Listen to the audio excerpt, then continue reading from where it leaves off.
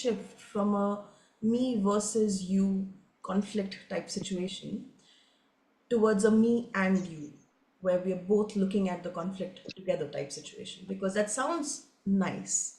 It sounds, you know, like that could be an interesting and more fun way to approach conflict. And at the same time, we don't always manage to do it. So just a moment. Zoom is telling me I'm speaking Japanese, and that's wrong. I'm not speaking in Japanese. I'm speaking in English, as far as I know. All right.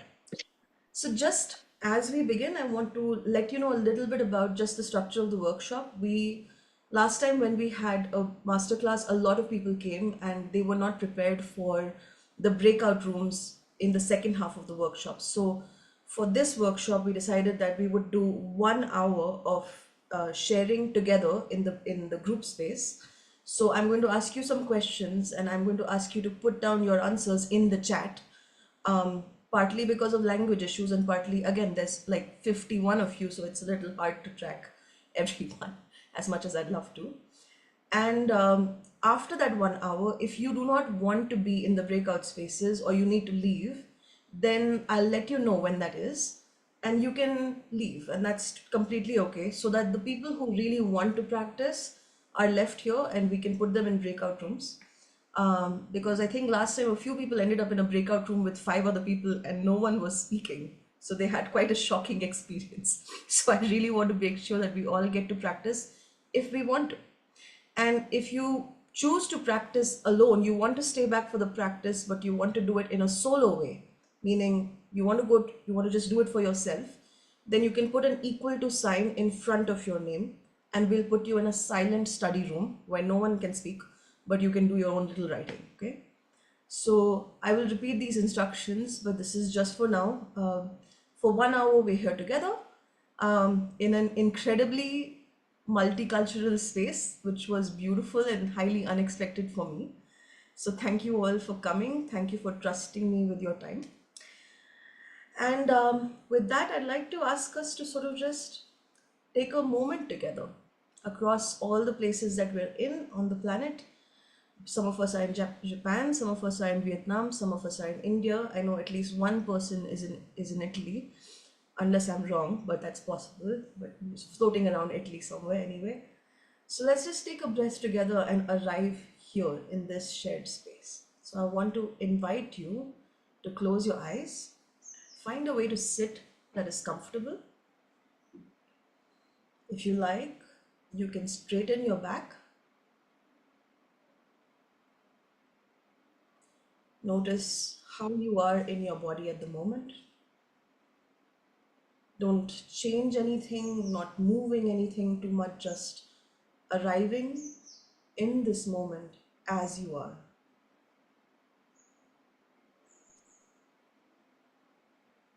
In the wisdom of this moment, in the togetherness of this moment across many different places, across many different cultures.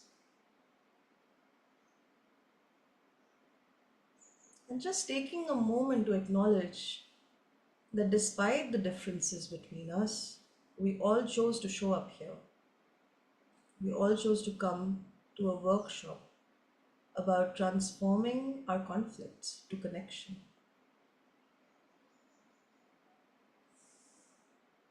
And that at any given point of time across the world, there are always people who want to shift and transform what is stuck, what is different, what is challenging into connection and healing and beauty. So just landing in that awareness.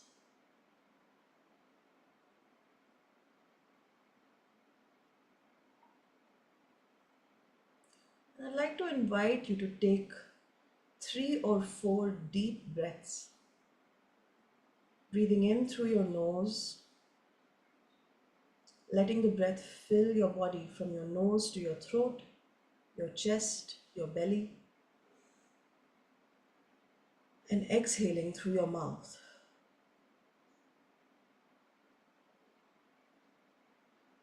letting the breath touch all these different parts of you, letting yourself naturally expand to receive the oxygen in the breath, and naturally relax as you breathe out.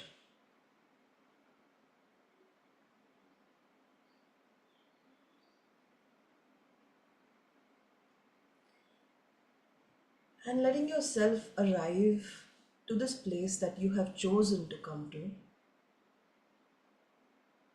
into this space of learning and community, with whatever intention brought you here.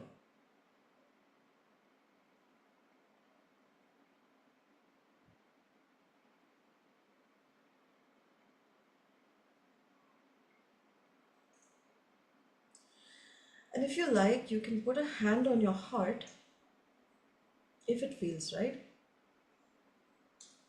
and gently ask yourself, what is my intention for the next hour or 2 hours? What is it that I'm here for? What brought me to this place?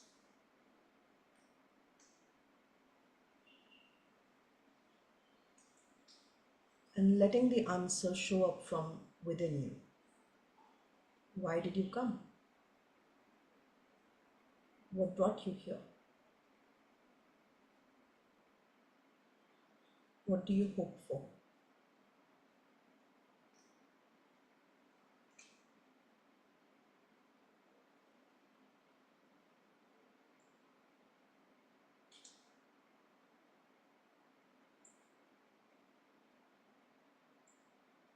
Sitting in this for a moment, welcoming your own intention. Maybe it's learning, maybe it's growth, maybe curiosity, maybe connection, maybe harmony, maybe something very specific, and maybe something not specific at all, completely abstract. Whatever that might be, welcoming it,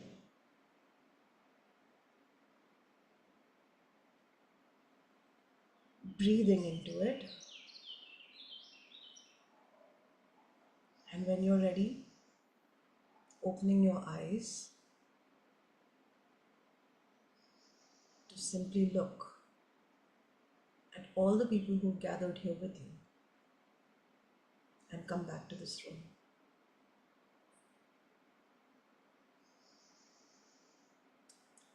And as you come back, I'd like to invite you to put your intentions, whatever brought you here, into the chat if you feel comfortable to share. We'll find a way to translate them so you can use your own language, but it would be lovely to know what's coming into this space as we all come in. So take a moment and write it down.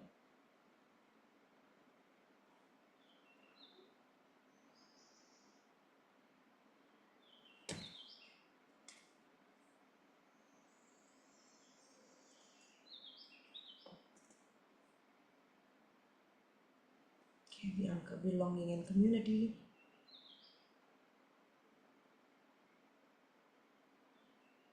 Practicing NBC, growth and learning, community, deep sharing, intimacy.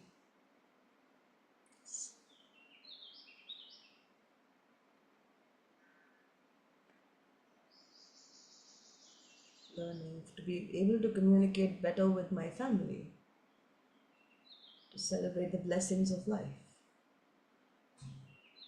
curiosity and learning, connection with my team, connection and empathy,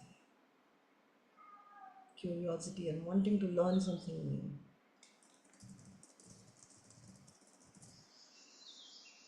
learning to teach conflict management, to manage my own conflicts, and how to balance my needs with compassion with my housemates. That's a tricky one because when you live with people, God, it gets very complicated. I see ease, I see diversity, I see understanding, I see authentic conversation and connection. Our translators are working hard to translate everything. Thank you all so much. Beautiful. connection, open mind, open heart, for growth and learning, to be able to understand and articulate the feelings and needs of others. Yes, absolutely. And also our own feelings and needs. I see fellowship, I see learning.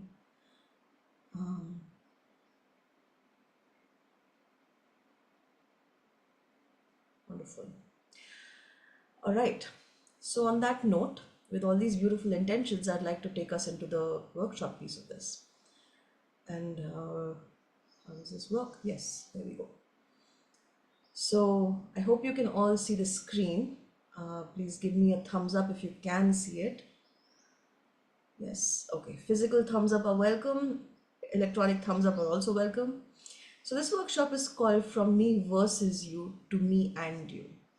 And this directly refers to a game that we all are playing almost all the time. It's a game that we inherited from our parents, from our teachers, from all of our social systems. And this is the game of who's right. And it's a really unfortunate, slightly boring kind of game because it only has sort of two options. You can't really do much with this.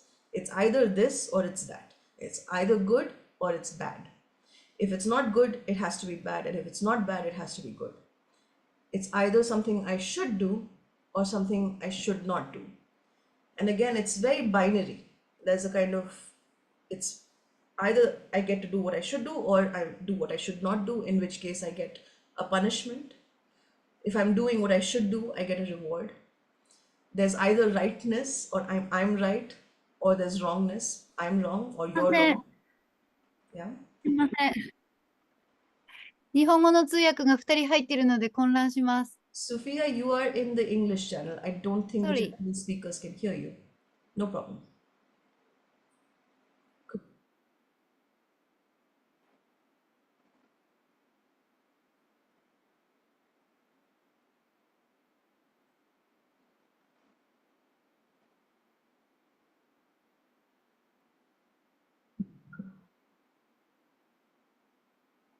Okay, good. Yes.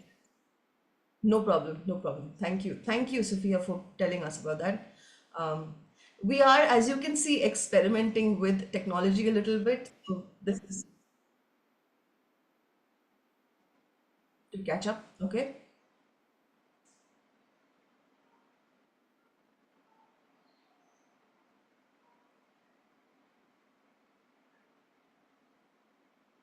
And I wait for a thumbs up.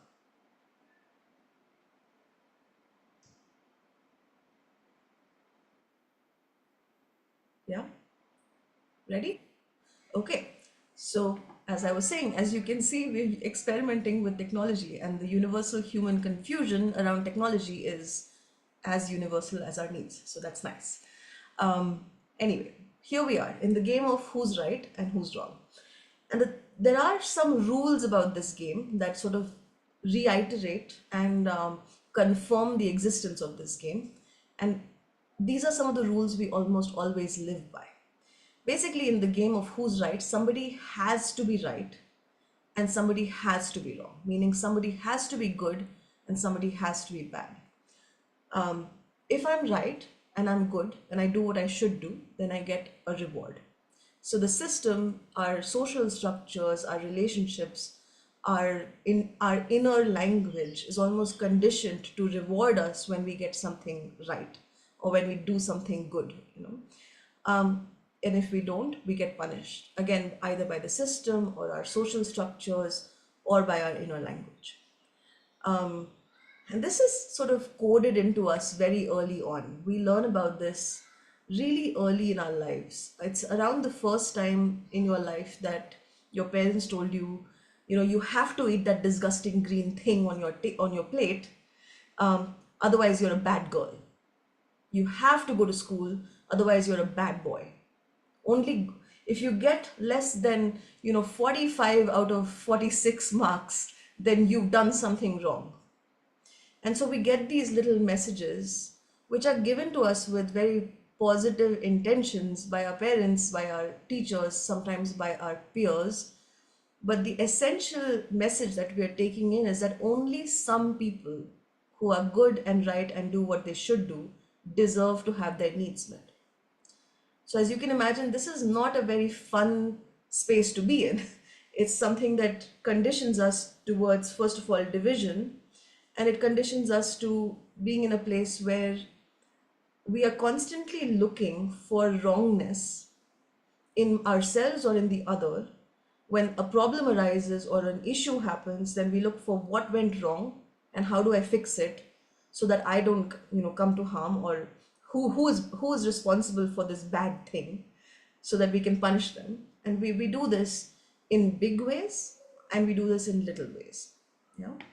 So there is a different game that we try to play with nonviolent communication, and this is the game of everybody's needs matter. And this is a game that it has three rules, but so many options, so many different possibilities that it's impossible to put it on a slide. Like I can't say good or bad, right or wrong, should or should not. Then the world sort of opens up into a million possibilities of what we can do together.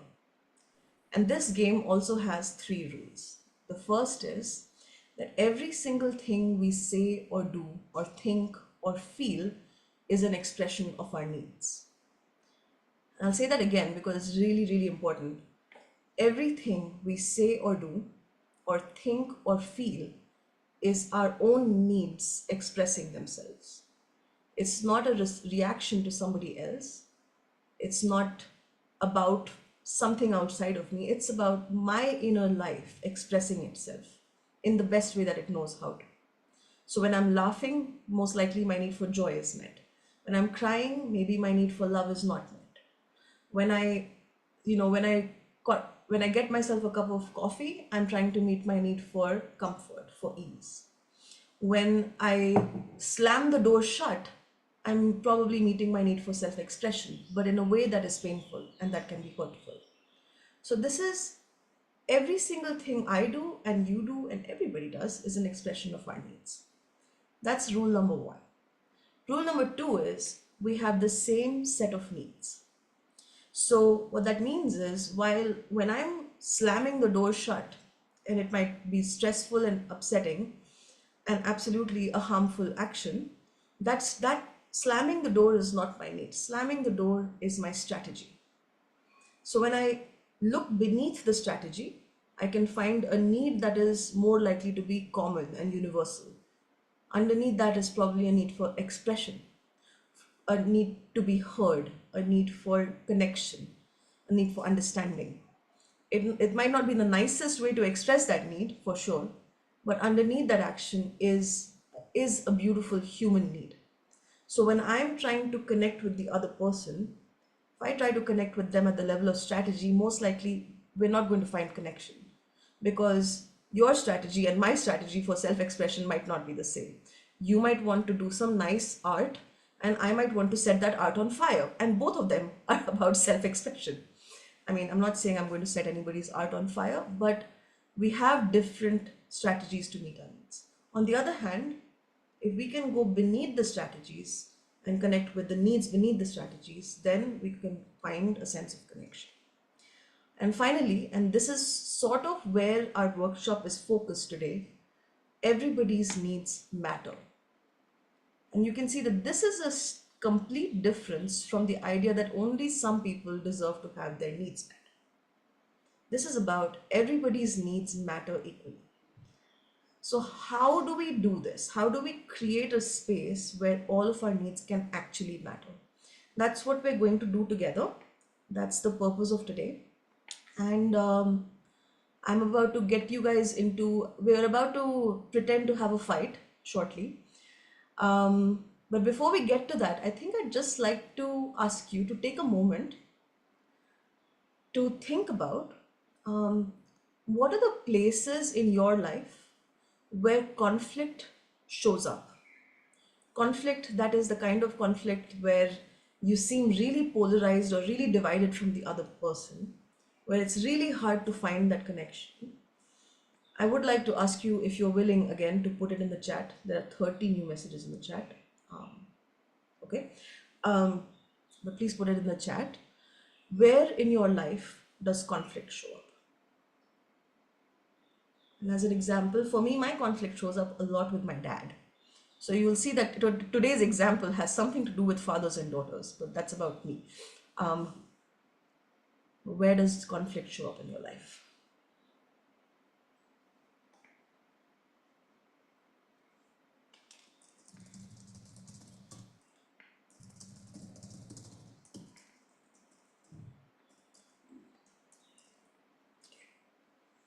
See, mom, dad, home, office. When the other person lacks curiosity and are sure they're right, yeah, that's usually a place where conflict definitely shows up. Thank you, Colin. Building management board. Yeah, I've heard that before.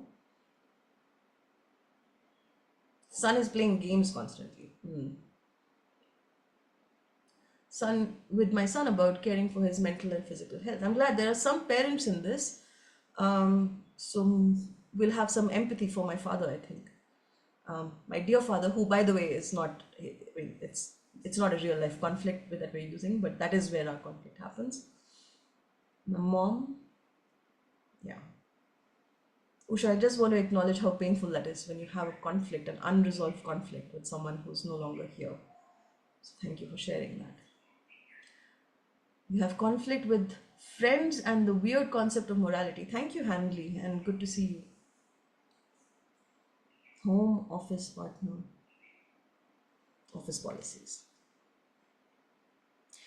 And if you were to imagine, if you were to just take a moment to land into these conflicts that show up in your life, yeah, um, what is the primary quality of the experience? Meaning, is it disconnecting? Are you angry? Is it frustrating? What are the words or the qualities of human experience you would connect with this conflict? For example, I have tiredness, anger, annoyance. Annoyance most of all is usually. Say anger, hopelessness, it's frustrating.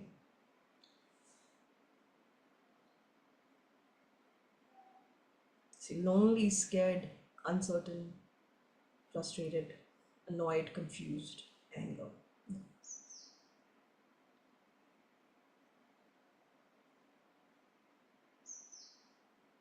Alone. And it's interesting, actually, I just want to comment on this that anger and loneliness in a conflict often show up hand in hand because you'll notice that usually when we get angry, one of the first impulses is to shout at the other person. Now, not all of us do the actual shouting, but something inside me is screaming, something inside me is yelling. Even if I choose to walk away, even if I'm shutting down, there's something loud about it. And one of the things that anger is what shouting or yelling or raising my voice is physiologically doing. Why do we raise our voice? Physiologically speaking, we do it when we think that the other person is really far away from us. So we need to be able to yell in order for them to hear us because they're so far away. So it's not surprising to me that anger, hopelessness, loneliness, isolation, hurt shows up in the same place. These are all reminders of how important these relationships are to us. And that's how it goes. So thank you. I want to check, are you ready to get into a bit of a conflict? You're going to do a little bit of work on my behalf and on behalf of my father. I want to just give you a disclaimer. My father is really cute and he's really nice and there's nothing wrong with him. We're just occasionally we have a bit of a fight. So I thought that because there's so many of us, what could be an interesting conflict for us to look at? And the conflict I could come up with was that a father and a daughter, an adult daughter, I just want to clarify, it's a father and a grown-up daughter, or at least a daughter who thinks she's a grown-up, are having a fight. Because the problem is the daughter went out with friends for a party and came home very late, quite late, like 1 a.m. or 2 a.m. in the morning. That's when so now the father is really, really upset because what kind of behavior is this? Why wouldn't you come home on time? What's wrong with you? Yeah? I'm just expanding my screen so I can look at your faces to check. Is this clear to everyone that this is the conflict and we're going to now play with it? Can you Give me a thumbs up or wave or something, or just, okay, I see 2 thumbs, 3, 4, 5, right? Okay. So what I'm going to ask you to do is, I'm going to ask you to first of all think of the poor father, who definitely needs some empathy in this. And what might he be thinking about his daughter, about the situation? What are the thoughts that he might have? For example, he might be thinking, what if you got kidnapped and eaten by aliens? I mean, probably not, but or he could be thinking this is just really bad behavior. So what are the diagnosis, the thinking, the things he wants to tell her is wrong with her? And don't worry, we'll translate it, and the daughter will get a chance also. So I'd like you to think about that, and please put it in the chat, and I'll read it out as much as possible.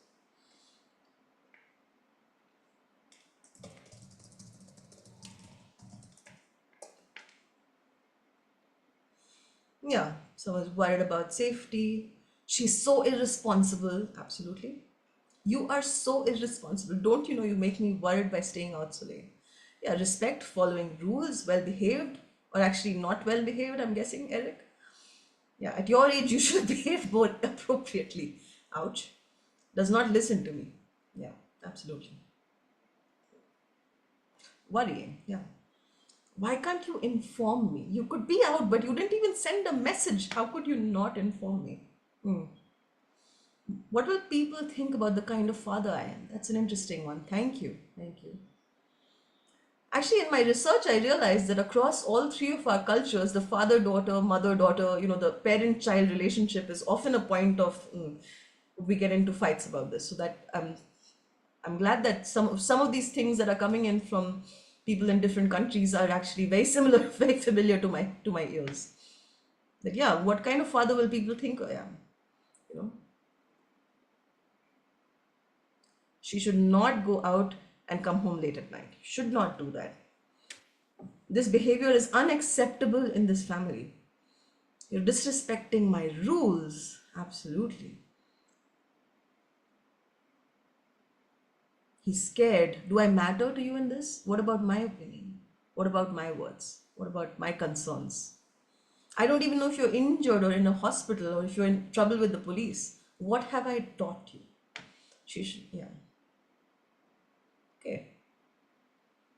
It's so stressful to have a daughter and worry about her. That's true. I think in our country, particularly, it is incredibly stressful to have a daughter and worry about her. And good reasons too. All right. I think that's enough empathy for my dad for a moment. I'd like to switch to empathy to a little bit for the daughter, me. What might the daughter be thinking? Same situation. What are her thoughts about this? So please put that in the chat. What is the daughter thinking?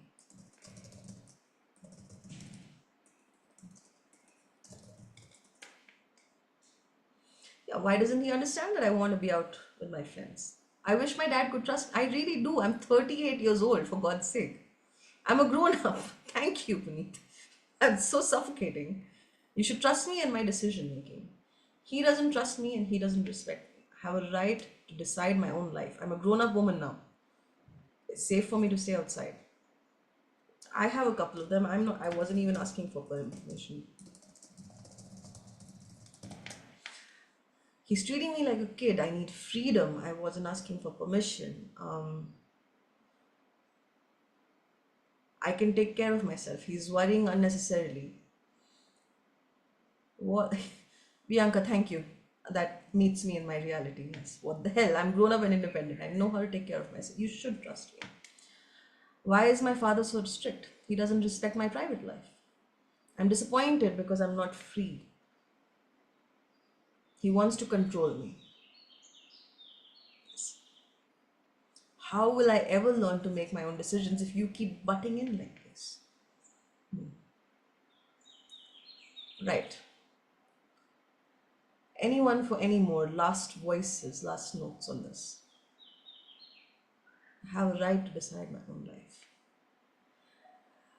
So, I'm guessing this is something most of us can relate with. We're finding some level of resonance enough that we can see what the conflict is and see what the father and daughter are likely to say to each other. And I'd like to let you know that when this kind of thing happens, And it definitely still happens, because no matter how old I am in my culture, I will still always be my father's daughter, and he will always have opinions about what he wants me to do and what he thinks is right. And unfortunately, very often he's also actually not wrong. So I get into a bit of trouble with that. But nonetheless, when we talk about it, if we're talking in terms of you don't trust me, you are disrespecting my rules, you are not paying attention to me, you are not treating me like an adult, you are trying to control me, all of these things, then something starts happening in that relationship. So I want you to, let's pause on the thinking for a moment, hold that energy, and I'm going to ask you two questions, okay? And the questions are, first of all, what would happen in this relationship if all of these words were spoken out loud? Chat and take a look. What would happen to this relationship if the whole word, the if all of these words were spoken out loud? Um,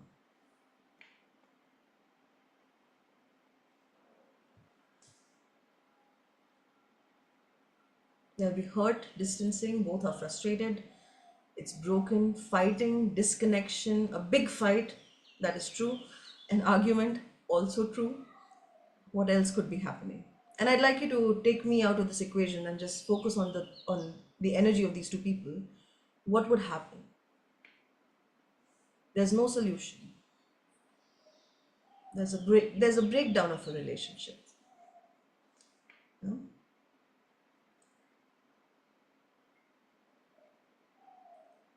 So now the chat is doing something interesting. I see fight and disconnection, move out or get kicked out. Yes, that's true. Exhaustion would happen, it would be depleting. Sadness. Neither is able to see each other's points. And now let's escalate the issue a little bit. What if the same argument had been happening in these words for several years? Because many of us get stuck in the same arguments for years and years. What happens to relationships when all these words, you are disrespecting me, you're controlling me, what kind of daughter does this, what kind of father does this? What would happen to that relationship in the long term?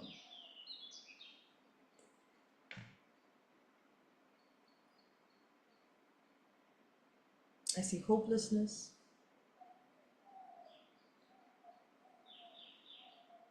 I see also Puneet saying it might even be liberating because it opens up and it comes out. So Puneet, that is interesting. Thank you for sharing that, because that's true. Because at least the words are spoken. At least something has been said, even though what is said is painful.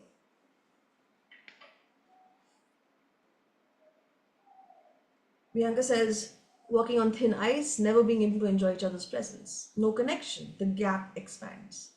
We might learn to avoid talking about this. That is one way to cope. Yes. We stop hearing each other. We give up the power. We give our power up. The enemy images. Absolutely. And so the next question is, I want to just stay with this for a minute. That when we are in conflict with each other and we escalate and we push back at each other, often this is true, because basically two aggressive things are coming at each other and they're slamming into each other. So there's an explosion. There is pushing at each other, which can lead to one person just leaving. It could lead to so much push that we're just constantly tired. We're not able to talk about it. It can also lead to, okay, we at least we shouted it out, so we heard each other a little bit, and at least it's on the table. So there's also a little bit of that, okay, at least it's out of me, so it's not sticking inside me. But in the long run, broadly speaking, if we are speaking in these words, it might not really help our relationship. So the next question is this: what would happen to the relationship if none of these words were actually spoken? And what that means is that we're not expressing any of it. The problem is there, but it is not expressed. What happens to a relationship, particularly between a father and daughter, but even in general? What would happen? Please put that in the chat. They'll be keeping secrets from each other. distance, it's strained, it's avoided. There's anger, yeah, and it's unexpressed anger now. There's the silent treatment. Yes, absolutely. There's judgments and assumptions. There's indifference. There's telling lies more often. And when we're telling lies more often and not fully honest in the relationship, then we don't get to, thank you, exactly that, Bianca, we don't get a chance to know each other. So we lose connection over a period of time. What happens when anger is suppressed for a really long time? Does anybody know? What does that lead to?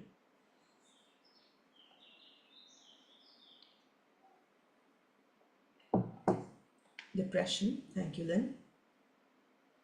I see sudden unexpected explosion. Thank you, Pauline. Absolutely.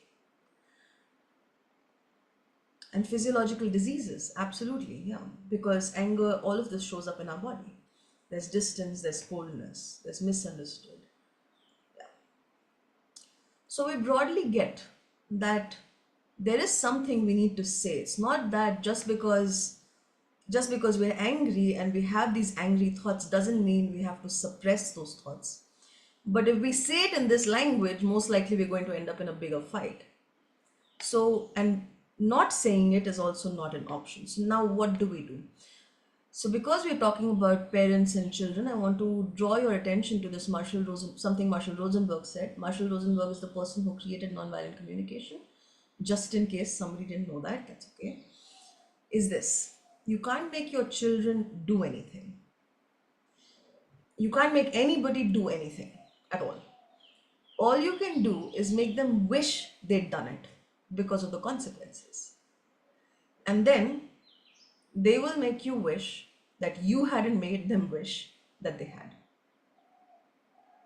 Meaning, I can't I can't make somebody do something. I can make them wish they'd done it. And it's not just children, it could even be in the other order. It could even be for my father. I can make him wish he'd done something by punishing him, by giving him consequences, punishment through the silent treatment, punishment through some other way.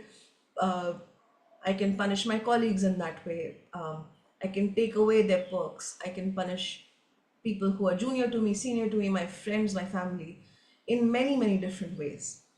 But when there is this business of reward and punishment, and friendship and connection and love becomes conditional, then what ends up happening is people might comply with what we tell them to do, but later it comes back and bites us in the bum. That's probably not something that should be translated. It comes back and it does bite us in the bum. And what that means is it comes back and it really, it damages our relationships in the long run. So it gets very, very painful. So we want to do it a bit differently. And how I'd like to do this is for you to lean into the feelings and needs tree. I'm going to send you a link in the chat right now.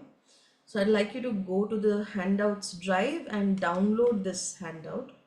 There are several handouts there. One is the feelings and needs handout. You'll see your feelings and needs in English, and I think there's also feelings and needs in Japanese. And I wonder if we can also put it up. Thank you, sir.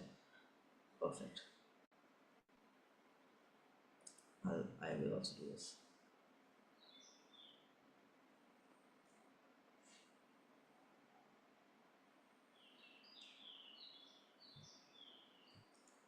So I'd like you to download this, okay? And Kang, is there a Vietnamese feelings and needs list somewhere? Okay, thank you, thank you. So I'm just going to give you a minute to download all this, and then we'll work on translating this. Something's happened to my shared screen. Okay. Does everybody have it? I'd like to see like some thumbs up or something, or wave at me. Okay, I see some thumbs. The people who are giving me the thank you, Atsuru. Thank you. All right. I know that some of the people who are giving me the thumb, you don't see how to download it. Let's try it.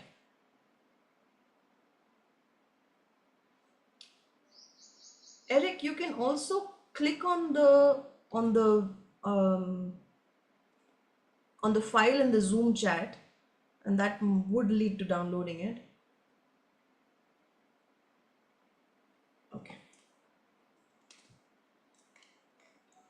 Technology is interesting. Just a moment.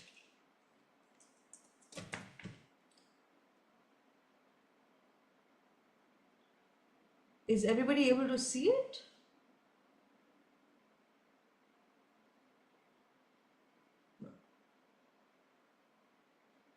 So if you are doing it here, you'd go to the Zoom drive, to the Google Drive, and press this button, and that would download it to your platform, whichever one you're downloading. And if you are doing it in the chat, then I'll just put it there again. I think the file might have floated off a bit because there's so many of us. So here you go, and see if you can download this. Okay. Eric, sorted? No.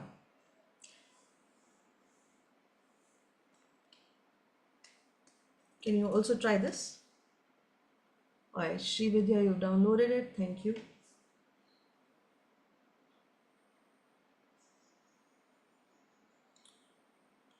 Alright, I'm going to move ahead, and I'm hoping, Eric, I'm still looking at you because I'm a bit concerned that you don't have it yet. Is there anybody else who doesn't have it? You have it somewhere else from CNBC. Okay. Alright, it's the feelings and needs list. You can use other feelings and needs lists also if you have them. I hope you can download them. What I'd like us to do is, I'd like you to open the tree. I'll in fact open it on my screen anyway. And should be able to see it here. When you look at the tree, I'd like you to look at first what's above the roots, meaning in this area and in this area, and look at the feeling words.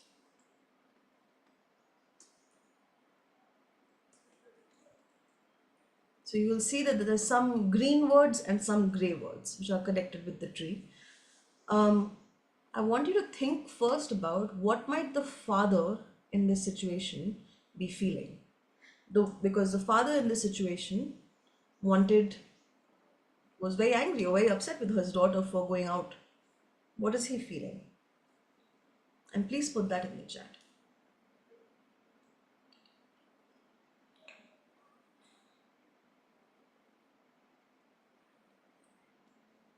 Okay, stressed, concerned, afraid. Thank you, Eric. Agitated and angry.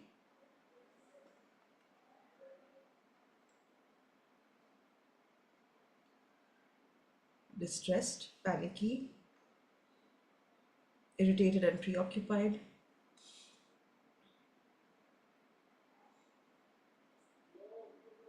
Hurt. Would one of the Japanese translators please support Sophia if that's possible?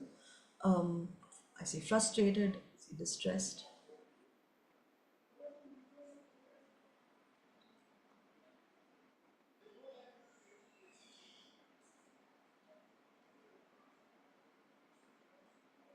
Okay. And how about the daughter? Agitated. How about the daughter? The one who wanted to go out, who went out and came home late, and then her father was angry. So what is the daughter feeling? I see resentment. I see rebellious. I see afraid, losing patience. I see exasperated, hurt, frustrated, exhausted, maybe shame, absolutely. Yes. Yeah, the dad might have been shocked, you're right, Kong. Hurt.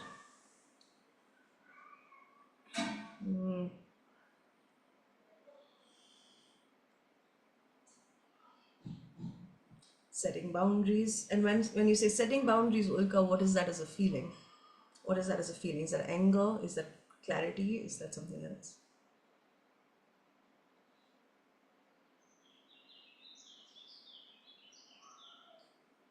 I see guilt. Yeah. Helpless for not being understood by her father.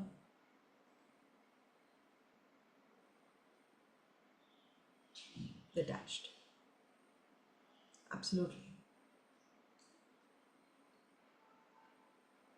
Torn in between, rebellious. Okay, thank you. And now I'd like to switch to the next piece, which is the needs. So before we do that, I still want to ask you, before we go to the needs, if the father and daughter were speaking to each other only in terms of their feelings, I feel angry, I feel resentful, I feel hurt, I feel upset, I feel ashamed, I feel guilty, what would happen in the relationship?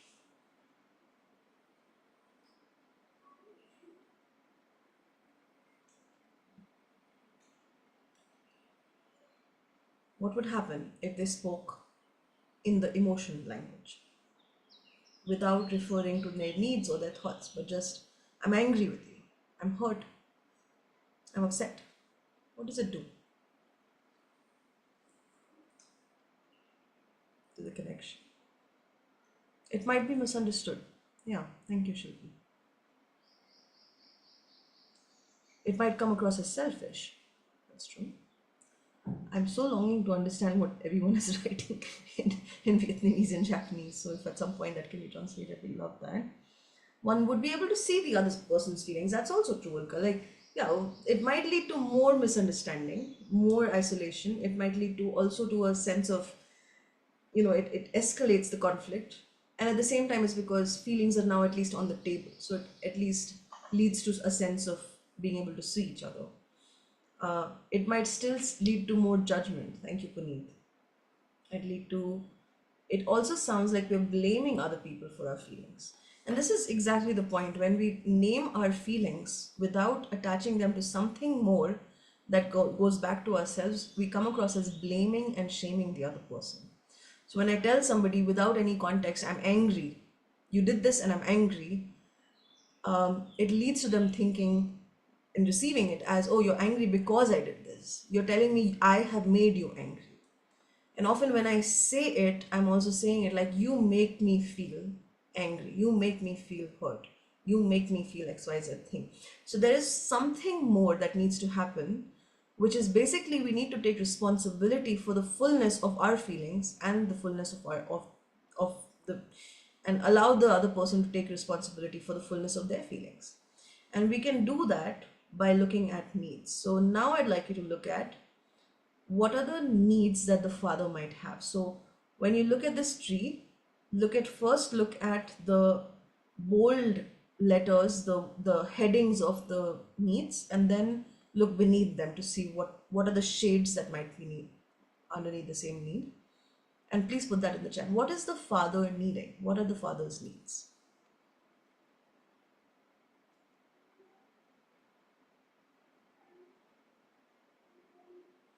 See a need for safety. Yeah. Connection. Okay. Need for understanding. Need for respect. Absolutely.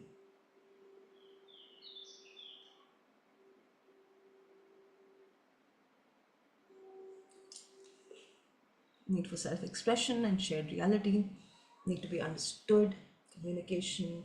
Safety. Cooperation. Closeness.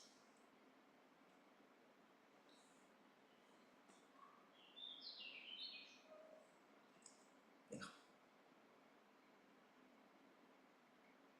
And what might the daughter be needing?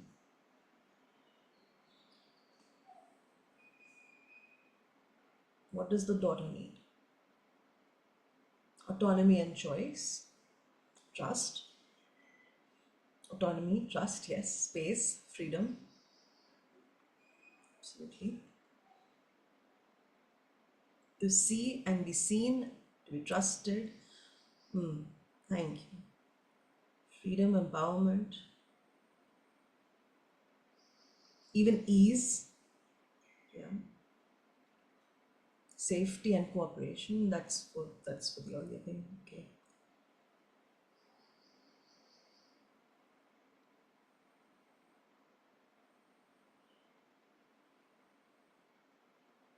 Okay. Yeah.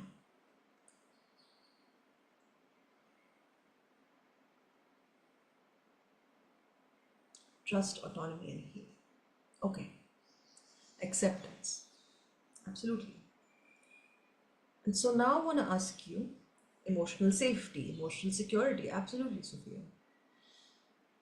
Okay, now I'm seeing some this care, consideration, independence, freedom, choice to be known. Thank you, Atsuro. Absolutely. I'm something in me just opens up when I see the translations in reverse. Also, it's just like, yes, now I get to hear from people across the world. I love it. Support, understanding, acknowledgement. All right. So now I'd like to ask you if they were able to have this conversation, if they could be able to have this conversation in terms of their needs, not feelings, not thoughts, but maybe a combination of feelings, thoughts, and needs. But if the needs were on the table, what would happen in that conflict?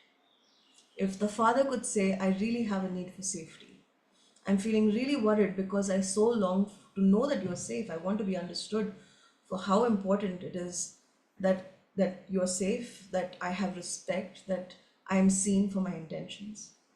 And if the daughter could say, yeah, and I would so like to be, I long for emotional safety with you, and I also want some freedom and choice. I want autonomy. I want dignity. What would that be? Please put that in the chat. I see ownership for the need might bring more authenticity, compassion, and connection to each other if needs are expressed. They open up to solutions, closeness and connection, empathy for the other, more understanding, mutual understanding.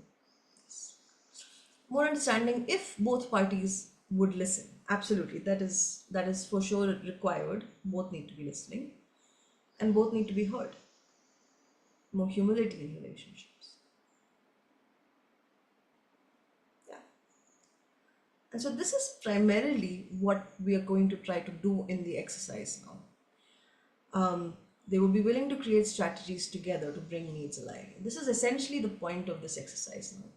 Is when we are speaking in terms of rightness and wrongness, when we're speaking even in terms of just our feelings, that can often lead to more disconnection because feelings can land like it's my fault. Our thoughts are definitely usually more judgmental. But when we can switch to speaking about needs, then we change the way we are connecting with each other. So it's not about not speaking the truth. I'll say that again. It's not about not speaking the truth, meaning I need to put my truth on the table. That's how relationships develop. That's how we build connection and intimacy and vulnerability in relationships, is by speaking truth. But it is about how I speak that truth. So, in Marshall Rosenberg's book, there is a reference to a poem by Ruth Biebermeyer, and the poem says, words can be windows, or words are windows, or they're walls. They sentence us or set us free. Meaning, our words can open us towards more connection, or they can block us from connection. They can imprison us in an everlasting conflict where we don't know how to get out, we're just spiraling in the same conflict. Or they can liberate what's inside of us, which is our feelings and our needs. And this is not just for us, it's also for the other person. It needs to be both of us. Somebody said in the chat that they both need to be willing to listen. That's absolutely true. And parallel to that, it's also true that they both need to be heard. And that's interesting because that points us to an essential balance that needs to happen in a conflict. A balance between empathy, where I'm listening, and expression, where I'm speaking. So I can't, like I said, we can't guarantee that everybody will show up in the same way to a conflict. We can take responsibility for how we show up. So how I show up needs to be an invitation to both. I can listen to you and I want to speak. And that's essentially what we're going to be doing with our exercise. So for anybody who is even a little bit new to NVC, I just want to reiterate what we're doing here. NVC is essentially reorienting the purpose of language from diagnosing, fixing, blaming towards connection and making life wonderful together. Meaning we are changing why we speak and how we speak. It's not just the words we use, it's also why we're using those words. So the purpose is connection. And you would know, I'm not going to get into the entire 4 steps of NVC stuff here. I just want to point this out, that when something happens, usually I get into a place of thoughts and judgment, and you know, quickly, which is what the father and the daughter were just doing. And then through an awareness of my own intention, I can instead make a choice to shift towards feelings and needs, my own and the other, and then make needs based choices and actions. Sophia, I would like to hold questions for about 2 more minutes. Okay, so we then come to the questions shortly. This is essentially what we're trying to do today. Sophia, have you? This is an accident. Okay, no, that's fine. No problem. All right. So we're almost through the input part of this anyway. So when something happens, an event happens, meaning I heard something or I saw something, usually my mind just rushes in. I have split-second judgments. I react, and that adds to the conflict. Instead, if I can dive into my own feelings and needs, I have a chance of making more needs based choices. So, as an example, the daughter in this situation has a need for understanding, but also a need for love and connection. So, maybe the solution is we find a way that she can update the father without compromising on her independence, right? So that's how that goes. And what ends up happening here is when I focus on what I think, meaning this first part, this part, the thing that's in my head, when I'm focused on my thoughts or what I think or what I think you did wrong, when I look at the other person, usually I don't even see the other person. I just see a problem. In fact, I see you as a problem. I see my dad as the obstruction, as my father is the problem that is keeping me from being free, which is often how we end up thinking.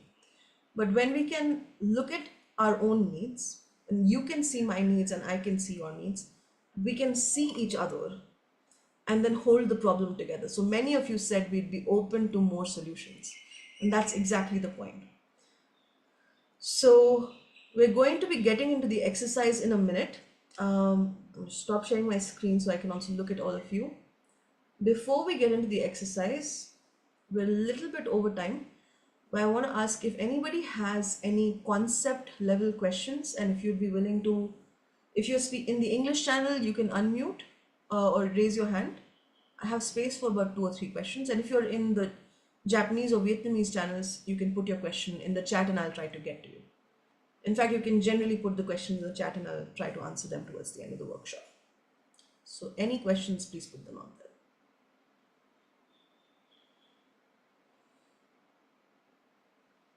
And I'm specifically asking if it's relatively clear what we're trying to do. We're going to be shifting our thinking. We're going to look at a conflict and shift the thinking we have into feelings and needs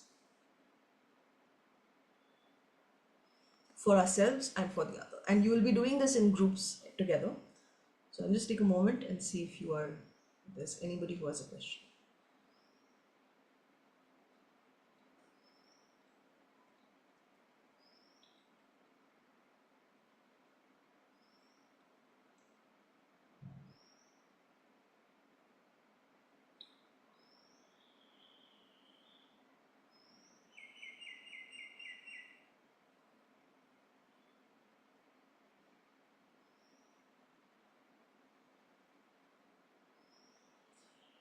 I don't usually share my slides, but the recording will be shared. I don't usually share my slides because I found that my slides end up getting used by, they just end up getting used. I don't know why that happens. So,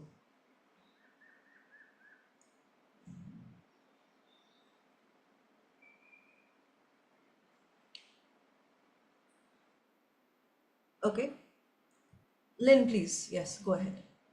Uh, could you give one more example for the conflict between the father and the daughter, like when they connect with their needs, what reaction might they have with the other? Yeah, I can do that. Um, I can do that because I've tried to do this with my dad a couple of times. So there are 2 things that can happen. I'll give you a different example. So my dad and I got into a conflict a while back about actually about this event, not this event, but one of these events that I was doing, because I said that I didn't want to market it on social media so much. I wanted to do it through word of mouth and ask people to kind of, just let it spread. And he thought that was stupid because he was like, why wouldn't you put it out into the world?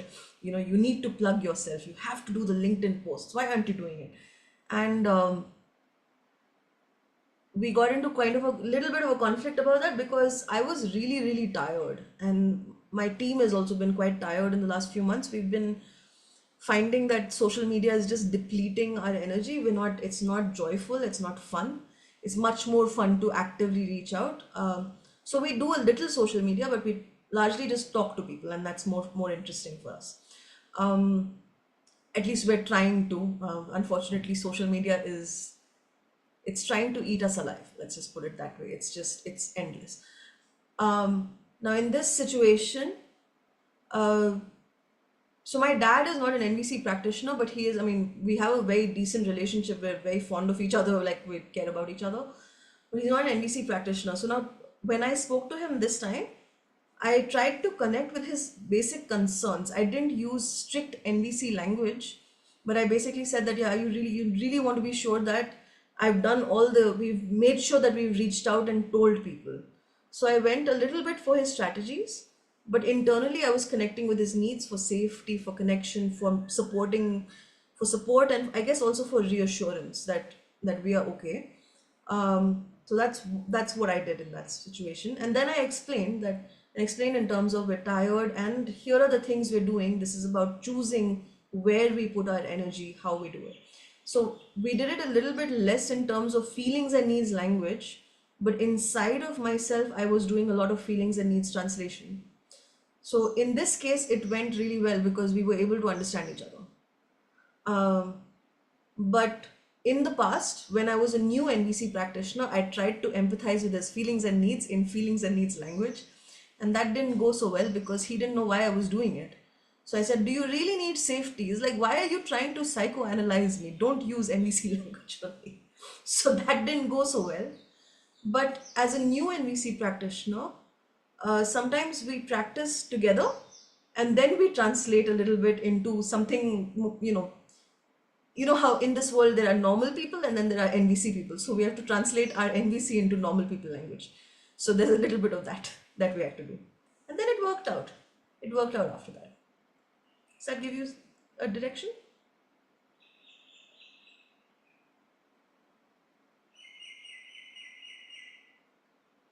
Okay, good. Fantastic.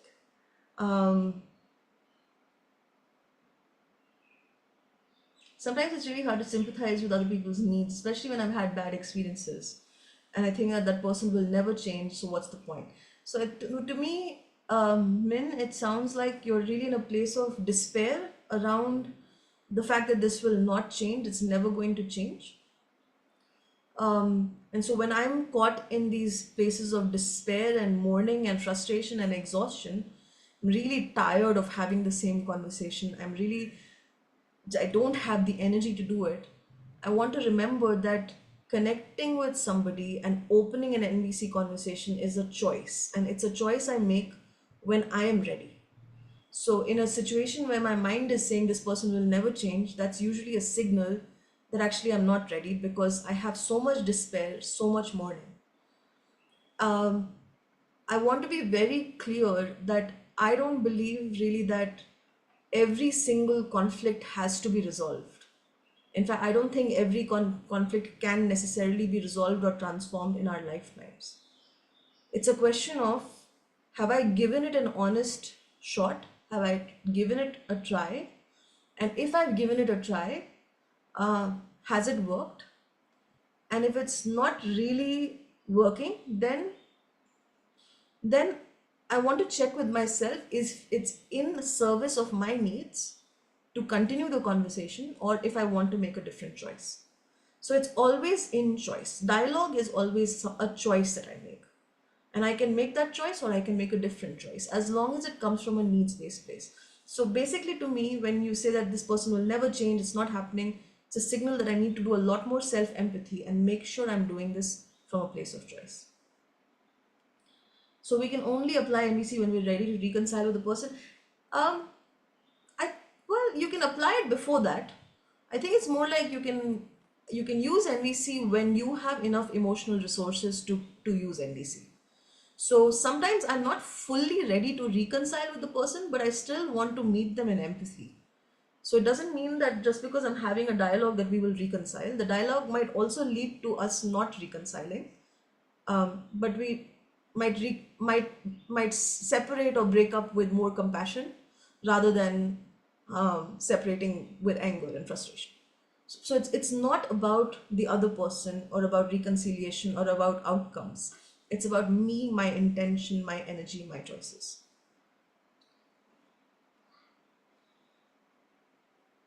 The other person may or may not understand is his or her choice. Yes and no. Yes, because of course, if somebody is ready to show up in the dialogue, they will show up in the dialogue no matter what language you're using, right? And no, because sometimes I need to put my needs actually on the table in order for them to be able to hear me. So if I'm not, have I made my, so it's two questions really. Have I made myself fully clear so far?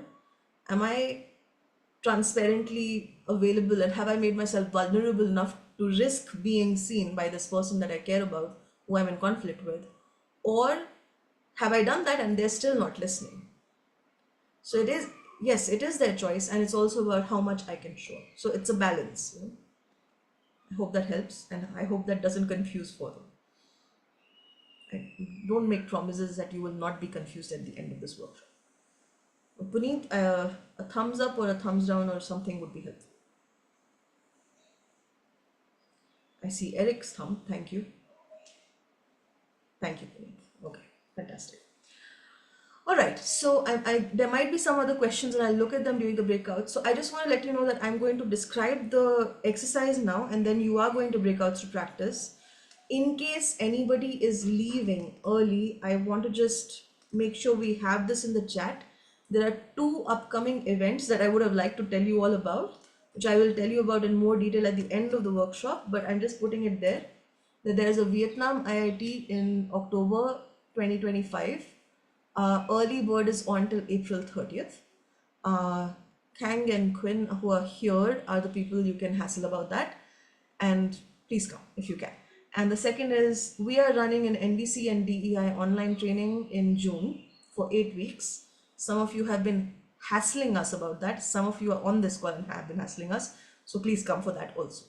And more about that later. Please disregard that. If you're staying, good. If you're not staying, that's fine. I'm just going to describe the worksheet so you can take home the worksheet, and then I'll stop the recording and we'll go to our workshop. So the worksheet looks like this. The exercise is you're going to go into breakout rooms with 2 or 3 other people, meaning rooms of 3 or 4, and you will work through the worksheet. There are 2 versions. There's a PDF version and there's a Word document version in the same handout space that was sent to you before. I'll send it again in the chat, so you'll be able to download it. Now, how this worksheet works is essentially you're going to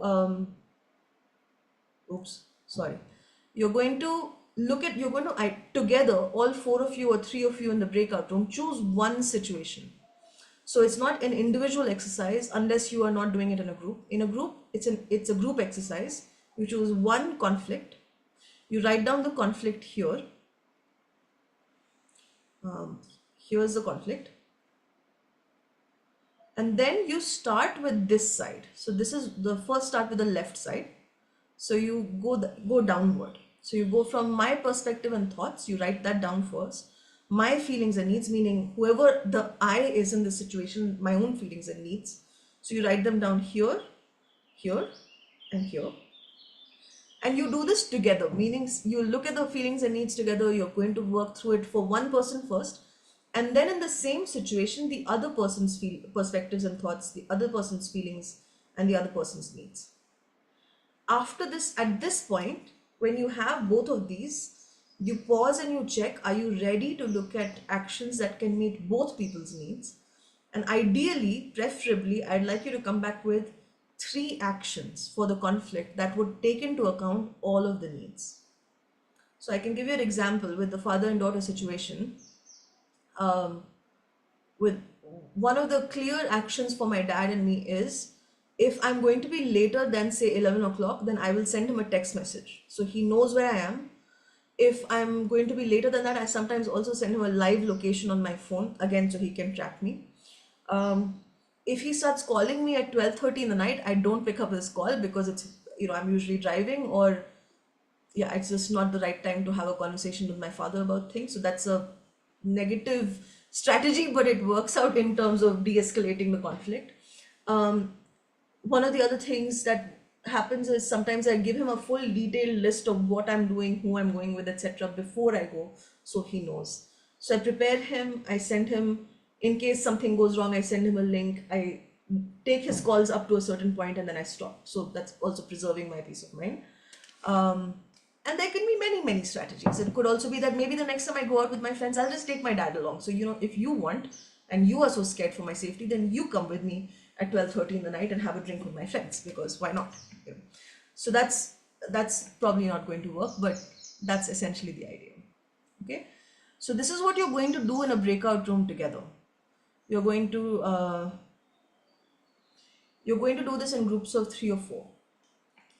This worksheet is downloadable. You can download it and use it for yourself. If you are leaving at this point in the workshop, thank you for coming. If not, then I will be putting you into breakout rooms. So please participate in whatever room you're on. If you have an equal to sign in front of your name, you will not be put in a breakout room, or you'll go into a silent study breakout room.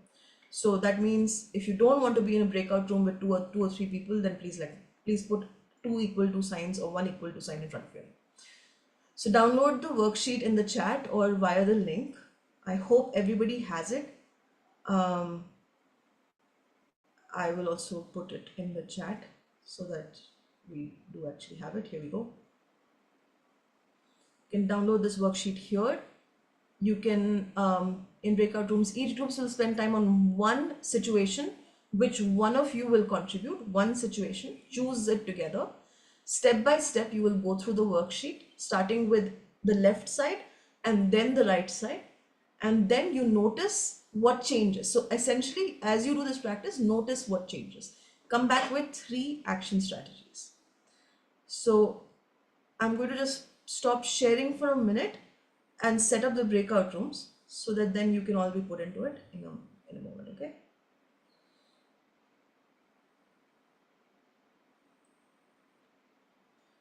A lot of people have added themselves to the no breakout space.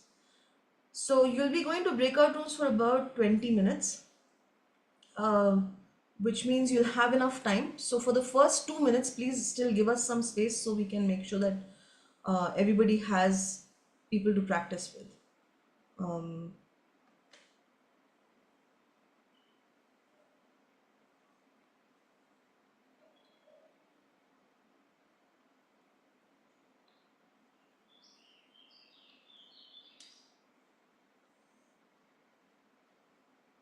Okay. What has happened is I set you all up in breakout rooms earlier and now it's changed. So please give me a minute to manage this. Thank you. And I see Didi is here. Hi, welcome.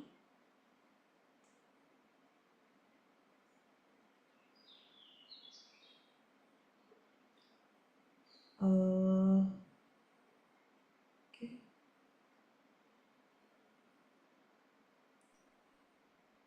Hi, Manasi. Hi. So nice to see you. Please, how can I get to the breakout rooms? I'm just opening it. Oh, Yeah, but thank I'm you. there. This is me having a technologically Okay. effective moment in this moment. All right, so you're going to be 2 or 3 or 4 people in the room. That seems to be where we've landed. I'm just opening the rooms and then I'll move you guys around. I'm stopping the recording. So see you all in about 20, let's say about 25 minutes. So that, let's say 24 minutes. So you have some time to practice and close down. I think that's enough. Yeah. All right. Pause the recording.